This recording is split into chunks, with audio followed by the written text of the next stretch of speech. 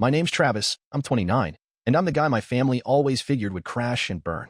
Not in a cruel way, just this quiet expectation that hangs over every holiday, Travis. The one who can't stick to a job, can't keep an apartment, always drifting. I've bounced around, sure, crashing with my dad, Walt, or my mom, Karen, when things get tight. Got kicked out of my last place when rent spiked. So yeah, I've leaned on them. But I pull my weight, cook, clean, whatever. Still, to them, I'm the screw-up. This whole mess kicked off at a family barbecue Walt threw last summer. He's been obsessed with these big get-togethers since his hardware store went under in 2021. Thinks cramming us all in one backyard will fix what's broken.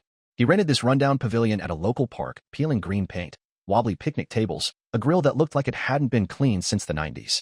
The spread was decent, though: burgers, hot dogs, Karen's potato salad. Everyone showed up.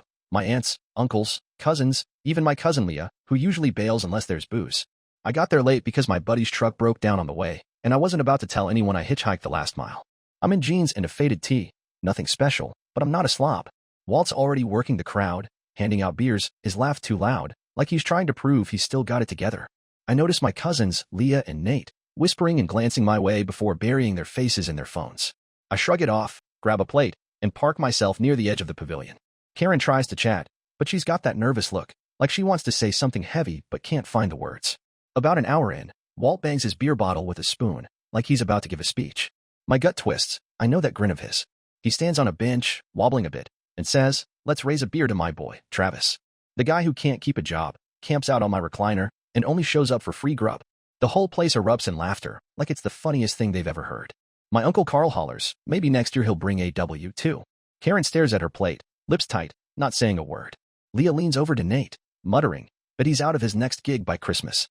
Nate snickers. Want to make it a bet? I force a grin, because what else am I supposed to do? Yell at a pavilion full of people who already think I'm a loser? My hands grip the table, but I keep it together. Then I hear Carl's wife, Donna, chuckle and say, "Wonder how long I'll last at the next job." I can't take it. I pull out my phone, pretend I'm getting a call, and mutter something about needing to step out.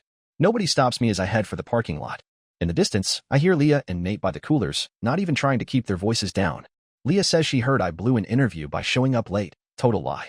Nate laughs. He'll just mooch off Walt forever. I freeze, tempted to storm back and set them straight, but I don't. Instead, I keep walking, sit on a curb by the park entrance, and scroll through my phone. I think about texting a friend, but it's a Saturday, and everyone's got plans. I see them setting up for a group photo through the pavilion's open sides, hear someone call my name, but I don't go back. I walk to a gas station a half-mile away, call a rideshare, and crash at a coworker's place. He's not close, just some guy from the warehouse job I had, but he's got a futon and doesn't pry. I don't answer Karen's calls and block Walt's number for a few days. That night, I can't stop replaying it. Walt's smug toast, the laughter, how he used to have my back before his store tanked. Now, I'm his punching bag, like my failures make his look smaller. I open my notes app and start jotting down things I know about Walt and Carl, stuff they wouldn't want aired out. I'm not sure what I'll do with it, but I'm done being their joke. That's how it started. If you want to know what happened next, I've got more. After that barbecue disaster, I went quiet for a while. I was done with family drama, done with Walt's cheap shots. I crashed at my coworker Jake's place. He's a decent guy, doesn't ask too many questions, just hands me a beer and points to the futon. I ignored the family group chat, didn't pick up when Karen called, and just scrolled through random apps to keep my head clear. I wasn't ready to hear her say, "Your dad's just frustrated. He didn't mean it." I'd heard that excuse too many times. About a week later, Karen texted me, short and to the point, "Come pick up your mail." I figured it was junk bills, maybe a flyer for a car wash. I walked over to their place since it wasn't far, making sure Walt's beat-up pickup wasn't in the driveway. Good. I wasn't in the mood for a run-in. Karen met me at the door, looking worn out, bags under her eyes. She handed me a stack of envelopes and said, "Hope you're doing okay, Travis." She didn't push, didn't ask me to come in. I nodded, said thanks, and left.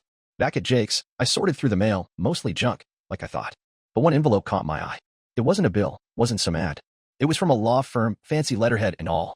I almost tossed it, thinking it was a scam, but I ripped it open. Turns out, my great-uncle Ray, who'd always been kind to me but wasn't tight with Walt, had passed away. He left me some money, not enough to retire, but enough to cover rent for a couple of years if I played it smart. Nobody else in the family knew yet. Just me. I didn't tell a soul, just sat on it, thinking. I remembered how Walt and Carl used to talk smack about Ray, calling him a cheap old coot who'd never leave a dime to anyone. Walt was always banking on some big inheritance to bail him out after his store went bust. He'd talk it up at family dinners, saying he'd get back on his feet soon.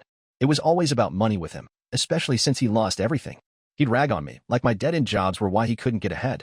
If I was a mess, he could pretend he wasn't. Then, out of nowhere, Walt started acting weirdly nice. He left voicemails offering to hook me up with a job at his buddy's auto shop, even pitched some half-baked idea about starting a business together if I ever came into some cash. I could barely keep a straight face, but I just said, yeah, maybe, and let him ramble. Carl got in on it too, texting me about family sticking together and how I should swing by for a beer. Right. Like I didn't see through their game. I kept my mouth shut but started making moves. I took some of the money and looked into what I could do with it, something real, not just blowing it on a new truck or whatever.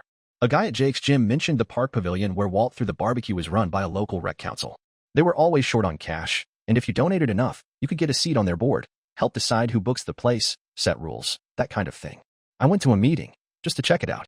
Sat in the back, listened to them gripe about budgets. I donated a chunk of the money, got myself a spot on the board, and didn't breathe a word to anyone. A few weeks later, Walt tried to book the pavilion for Carl's birthday, but turned down because he hadn't paid an old rental fee from last year. He came home fuming, according to Karen, yelling at her for not keeping better track of his paperwork. Karen just told him to deal with it. Then Leah and Nate started texting me, all polite, asking if I could help Dad get the pavilion booked because he was super stressed. I sent back a smiley face and nothing else. At the next rec council meeting, I pushed for stricter rules, higher deposits, late fees, a ban on disruptive renters. I knew Walt and Carl were always sloppy with payments, always causing a scene. A couple months later, Walt tried to book the pavilion again for some family picnic. Denied. He showed up at the park office, arguing with the staff, getting loud enough they threatened to call the cops. Karen texted me later, saying Walt was in a rage, blaming me for turning people against him. I didn't reply. Carl tried a different angle, showed up at the warehouse where I was working a temp job, acting all buddy-buddy, then asked if I could loan him a few $100 for a rough patch. I laughed, told him I was barely scraping by. He got mad, called me selfish, and stormed off. Now Walt's telling everyone I'm sabotaging the family, saying I'm the reason they can't have nice things. Leah even tried to guilt me in the group chat, saying it's not cool to make things hard for everyone. I fired back. Funny how nobody cared when you were laughing at me. Nobody responded. Then I got a letter from Walt's lawyer, saying he's rewriting his will, cutting me out until I get my act together. Karen's still in it, though. I just chuckled. Raise money meant I didn't need Walt's scraps. That's where things stood. Walt and Carl were starting to feel the heat, and I wasn't backing down. There's more if you want to hear it. The fallout from Walt's pavilion ban kept rippling, and it was like the family was splitting into teams. I stayed out of most of it, just focusing on my own stuff, but I couldn't help noticing how things were unraveling for Walt and Carl. Cousins I barely knew started reaching out, dropping hints about Walt acting strange or not showing up to family card nights. Leah posted a story online of her and Nate grilling burgers in their backyard, tagging it quiet nights now. I knew they were fishing for me to say something about Walt, but I didn't take the bait. Karen filled me in on the gossip. Walt tried to host a potluck at a local church basement, but only a handful of people came. Carl didn't even bother, which was wild since those two used to be glued at the hip, cracking jokes and running the show at every gathering. Now Carl was dodging Walt, and it was like the family didn't know how to function without their old ringleaders. I bumped into Nate at the hardware store, and he acted all weird, staring at his shoes before asking if I'd be at the next cousin barbecue. It was a half-hearted invite, like he was scared to push too hard. I just said, got plans, and walked off. I could tell he wanted to bring up Walt, maybe ask me to smooth things over, but he chickened out. It's strange how fast people flip when they realize you're not the same old Travis they used to rag on. I wasn't doing anything flashy, just holding my ground, and it threw them off. Walt was losing his grip, big time. Karen said he was calling relatives nonstop, trying to paint me as the bad guy, saying I'd torched family unity by locking him out of the pavilion. He tried to rent a different venue for my Aunt Linda's retirement party, but word had spread about his unpaid bills, and they turned him down flat. He got into it with Linda over the phone, yelling so loud she threatened to block his number. Then he texted me, all calm like we were buddies, saying, hey, let's talk this out over wings. I ignored it. The next morning, he sent a wall of text about how he'd been too hard on me, but I was hurting the whole family by holding a grudge. I didn't reply. Things escalated at a family game night. Carl's wife, Donna, snapped and told Walt he'd driven everyone away by always picking fights. Walt shouted back, saying she didn't know what she was talking about. Carl tried to play peacemaker, but it got heated. Someone knocked over a chair, and Karen left in a huff, peeling out of the driveway. The group chat lit up afterward, with cousins arguing over who was at fault. Some said Walt needed to chill, others pointed fingers at me for starting this mess. I didn't even read most of it, just turned off notifications. Then I got a call from an old family friend, Mike, who'd gone fishing with Walt for years. He said, Travis, your dad's telling everyone you're out to ruin him. I kept it short. He made his bed. Mike didn't argue. What got me was how people started pulling me aside, wanting the real story.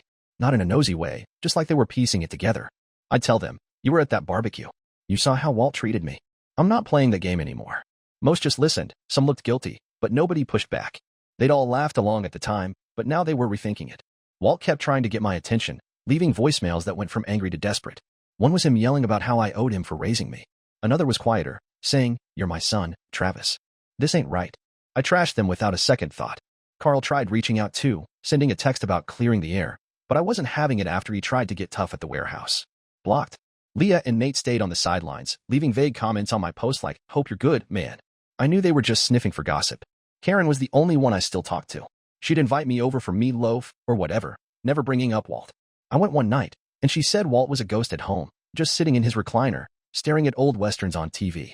The strangest part was how the family started acting like I wasn't the screw-up anymore. Nobody asked about my job or if I was still crashing with Jake. It was like they finally saw I wasn't the issue. All I did was stop letting them push me around, and it changed everything. Walt tried one last move, showed up at a rec council meeting while I was there, going over plans for a summer fair. He stormed in, acting like he was invited, and demanded to address the board. I told him to leave, said it wasn't the time or place. He kicked a trash can, shouting he just wanted to talk to me. I stayed calm, said, "Not here." A staffer called security, and Walt left before they got there, yelling about how I was killing the family. I got texts from relatives that night, some saying I was too hard on him, others backing me up. I didn't answer any of them. Walt and Carl were crumbling, and I was just getting started. If you want more, I've got it. The mess with Walt and Carl kept snowballing, and it was like the family was walking on eggshells. I stayed out of the drama, keeping my head down, but I couldn't miss the signs. Cousins I hadn't seen in ages started texting, asking why Walt wasn't at Sunday brunches anymore. Nate sent me a video of him and Leah eating tacos at some dive bar, saying, "Things ain't the same without Walt's bad jokes." I didn't respond. Karen told me Walt tried to organize a fishing trip, but only my Aunt Linda showed up, and even she left early. Carl was nowhere to be found, which was nuts since he and Walt used to be thick as thieves, always hogging the grill at cookouts. Now the family was like a puzzle with half the pieces missing. I ran into Leah at a coffee shop, and she looked like she'd rather be anywhere else. She muttered something about a game night, and asked if I'd show. It was a weak attempt, like she was afraid I'd snap. I just said, "Maybe, we'll see," and grabbed my coffee. She wanted to ask me to patch things up with Walt, I could tell, but she didn't have the nerve. It's wild how people act when they realize you're not the same Travis they used to dunk on. I wasn't trying to be a big shot, just done being their doormat, and it left them scrambling. Walt was falling apart, no question. Karen said he was calling up old buddies, trying to get them to take his side, moaning about how I'd wrecked everything by shutting him out of the pavilion. He tried to book a community center for my cousin Emma's graduation party, but his reputation for stiffing venues had spread, and they said no. He got into a screaming match with the manager, who threatened to ban him for good. Then he texted me, all friendly, like we were cool. "Hey, let's hit the diner," he wrote. I didn't bite. The next day, he sent a long message, saying he knew he'd been rough on me, but I was dragging the whole family down with my attitude. I left it unread.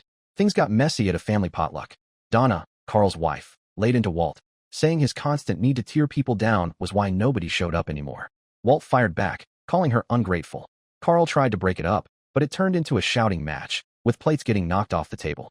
Karen stormed out, tires screeching as she peeled away. The group chat exploded. Some cousins defended Walt, others said they were sick of the fighting. A few pointed at me, saying I'd changed the vibe. I didn't even open it, just muted the whole thing. Then I got a call from an old coworker of Walt's, a guy named Ray who'd known him since high school. He said, "Travis, your dad's telling everyone you're out to destroy him." I kept it simple. He knows why things are like this. Ray didn't push. What surprised me was how people started coming to me, wanting the truth. Not in a gossipy way, just like they were trying to understand. I'd tell them, "You saw what went down at that barbecue." Walt made me the joke. I'm not doing that anymore. Most nodded, some looked like they felt bad, but nobody argued. They'd all been part of it, laughing along, but now they were seeing it different. Walt kept trying to reach me, leaving voicemails that went from mad to pleading. One was him ranting about how I owed him for everything he'd done. Another was him saying, "You're my boy, Travis. We gotta fix this." I deleted them all. Carl sent a text, wanting to talk things out, but after he got in my face at the warehouse, I wasn't interested. Blocked him. Leah and Nate kept their distance, just dropping likes on my posts like that'd get me talking. Karen was the only one I still saw. She'd invite me over for chili, never mentioning Walt. I went one evening, and she said Walt was holed up in the garage, messing with his old fishing gear, barely saying a word. The craziest thing was how the family stopped treating me like the screw-up. Nobody asked about my job, or if I was still at Jake's. It was like they finally got that I wasn't the problem. All I did was stand up for myself, and it flipped the whole dynamic. Walt tried one last stunt, showed up at a rec council meeting while I was there, talking about a fall festival. He barged in, acting like he had every right, and demanded to speak to me. I told him to leave, said it wasn't the place. He slammed a clipboard on the table, yelling he just wanted his son back. I stayed calm, said, Not here, Walt. Security got called, and he split before they showed, shouting about how I'd ruined the family. I got texts from relatives that night, some saying I was too harsh, others saying I handled it right. I didn't reply. Walt and Carl were on their last legs, and I was holding the line. There's more if you're curious. By now, the family was a shadow of what it used to be. Walt and Carl's hold on things was gone, and it showed in the little stuff. I'd get texts from distant cousins, asking if I knew why Walt wasn't at the annual campfire night. Leah sent me a photo of her and Nate roasting marshmallows in their backyard, saying, "Wish we had the old crew back." I didn't reply. Karen told me Walt tried to throw a holiday party at a rented barn, but it was a flop. Hardly anyone came, and Carl bailed last minute. Those two used to be the life of every party, cracking beers and telling stories. Now they were like strangers to the family. I saw Nate at the grocery store, and he looked nervous, like he was scared to say the wrong thing. He asked if I'd come to a cousin movie night, but it was so forced I almost felt bad for him. I just said, "I'm busy," and kept walking.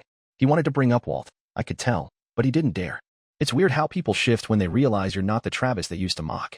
I wasn't trying to run the show, just done letting them treat me like garbage, and it left them lost. Walt was in a bad way, no doubt. Karen said he was calling up every relative he could think of, trying to get them to talk sense into me, saying I'd killed off family traditions.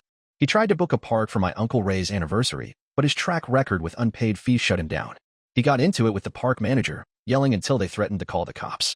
Then he texted me, acting like nothing was wrong. "Hey, let's grab a beer," he said. I ignored it. The next day, he sent a long message, admitting he'd been too tough but saying I was breaking everyone's hearts by keeping this up. I didn't answer. Things blew up at a family bingo night. Donna called Walt out, saying his need to put people down was why nobody wanted him around. Walt lost it, shouting that she was out of line. Carl tried to calm things down, but it got ugly. Someone threw a drink, and Karen walked out, slamming the door so hard it rattled the windows. The group chat went nuts, with cousins picking sides. Some said Walt needed to apologize. Others blamed me for starting it all. I didn't even read it, just turned my phone off. Then I got a call from an old friend of Walt's, a guy named Tom who used to work at his store. He said, "Travis, your dad's telling everyone you're trying to erase him." I said, "He knows what he did." Tom didn't argue. What hit me was how people started asking me for the real story. Not in a prying way, just like they wanted to know what was up. I'd say, "You remember that barbecue? Walt may be the laughingstock." I'm done with that. Most just listened. Some looked like they regretted joining in, but nobody pushed back. Walt kept trying to get through, leaving voicemails that swung from angry to sad. One was him yelling about how I owed him respect. Another was him saying, "You're my son, Travis. Don't shut me out." I deleted them. Carl tried texting, saying we should hash it out, but I wasn't falling for it after he got pushy at the warehouse. Blocked. Leah and Nate stayed quiet, just commenting on my posts with stuff like, "Miss you, man." They were fishing, but I wasn't biting. Karen was the only one I kept in touch with. She'd ask me over for pot roast, never mentioning Walt. I went one night, and she said Walt was barely leaving his room, just watching old game shows, not talking to anyone. The oddest thing was how the family stopped seeing me as the failure. Nobody asked about my job or where I was staying. It was like they finally realized I wasn't the issue. All it took was me saying enough, and the whole dynamic flipped.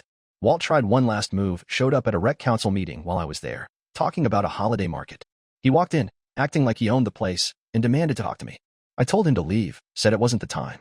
He flipped a chair, yelling he just wanted his family back. I kept my cool, said, "Not here." Security got called, and he left before they arrived, shouting about how I'd destroyed everything. I got texts from relatives that night, some saying I should give him a chance, others saying I did the right thing. I didn't respond. Walt and Carl were out of moves, but I had a feeling this wasn't the end. If you want to hear more, I've got it. This is it, the end of the road for this story. I didn't think it'd wrap up like this, but life's funny that way. Walt's been on the outs for a while now, and I've kept my spot on the rec council, holding the line on the rules that kept him and Carl from booking the pavilion. It wasn't just about settling scores. Other folks on the council thanked me for keeping things smooth at events. I'd get messages from neighbors saying the park was better now, which felt good. Walt and I hadn't talked in years. I'd spot him sometimes at the gas station, and he'd look away, like he was ashamed. Karen still had me over for dinner, just her, and she was quieter now, like she was done playing middleman. I'd go, but I steered clear of family holidays, too much hassle. I'd hear bits about Walt through Leah's random posts online, griping about him hanging out at the diner, complaining to anyone who'd listen. Carl was basically gone, not even showing up to the small park meetups they tried to pull off. The family didn't call me a loser anymore. If anything, they treated me like some cousin who'd moved on to bigger things. That was fine by me. For months, Walt kept calling, leaving voicemails I ignored. They'd pile up, some mad, some just him rambling, a few sounding like he'd had a few too many beers. Then, last week, he switched it up, sending a voice message through my email, which was odd since he's always been a call or text guy. I was eating a burger at my place, scrolling through my phone, and almost skipped it. But I hit play. His voice was rough, like he hadn't slept in days. He said he didn't know how to reach me, that he was sorry for how things went down, that he missed when we'd just hang out, fishing or watching ball games. He said he'd screwed up, made me the bad guy to feel better about his own failures, and he didn't know how to make it right. He said, "I'm still your dad, Travis. Just talk to me, even if you hate me." He tried to laugh, but it came out more like a cough. He ended with, "Please, just call me back." I sat there, burger half eaten, staring at my phone. I didn't laugh or get mad. I just felt heavy. For the first time, I heard him get it, really get it. He wasn't just saying sorry to win me back. He knew what he'd done, how he'd used me to prop himself up. I listened to the whole thing again, then saved it instead of deleting it. A couple days later, I called Karen, asked her to meet me at the diner. I told her I was thinking about talking to Walt, but I wasn't sure. She looked tired but smiled a little, said, "He's not the same guy he was, Travis. He's lost a lot, but he's trying." She didn't push, just sipped her coffee. I thought about it for a week, then texted Walt. "Meet me at the park, noon Saturday." He showed up, looking older than I remembered, his jacket too big for him. We sat on a bench, didn't say much at first. I told him I wasn't ready to forget the barbecue, the years of him making me the joke. He nodded, didn't argue, just said, "I was wrong. I don't expect you to forgive me, but I'm here if you ever want to try." It wasn't a big moment, no hugs or tears, just two guys talking. I didn't let him off the hook, but I didn't shut the door either. I started going to Karen's more, sometimes when Walt was there. We'd talk about small stuff, weather, football, nothing heavy. The family's different now. Nobody makes jokes about my jobs or where I'm living. Leah and Nate don't fish for gossip anymore. They just say hi like normal people. Carl's still out of the picture, but I don't care. The pavilion's running smooth, and I'm still on the council, planning events that actually bring people together. Walt's not the center of things anymore, and he seems okay with that, like he's finally letting go of needing to be the big shot. I don't know if we'll ever be close, but we're not enemies. I learned something through all this. You don't have to burn everything down to stand up for yourself. Sometimes, just holding your ground and giving people a chance to change is enough. That's where I'm at now, living my life, not looking over my shoulder. If there's more to tell someday, I'll let you know.